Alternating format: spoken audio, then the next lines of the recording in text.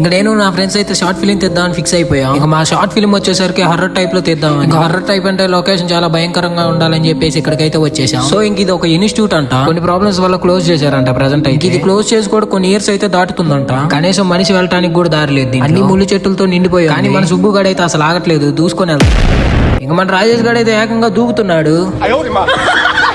అసలు మా short film కి అయితే ఇది ఒక పర్ఫెక్ట్ లొకేషన్ అని చెప్పుకోవచ్చు. ఈ లొకేషన్ మేము ఎంతగా ఎక్స్పెక్ట్ చేయలేదు, ఇంత బాగుంటుందని చెప్పేసి. బట్ ఇంత పెద్ద ఇన్స్టిట్యూట్ కొన్ని కారణాల వల్ల మూసేశారంటే అది కొంచెం ఆలోచించాల్సిన విషయమే. సో ఇంకా మేము అలా తిరిగి చాలా అలసిపోయాం. కానీ ఇక్కడ ప్రతి ఒక్క రూమ్ అయితే లాక్ అయితే వేశారు, లోపలికి వెళ్ళడానికి అయితే వీలైతే లేదు. కానీ ఇది ఒక రూమ్ అయితే ఉంది లాక్ వేయకుండా. కానీ లోపల చూడండి ఎంత బాగుందో. ఇది వచ్చేసరికి క్లాస్ రూమ్ లా అయితే ఉంది. ఇంకా మేము వెళ్తామనుకో ఒక మనిషి అయితే ఎదురయ్యాడు. ఆయనేనంట వాచ్మ్యాన్.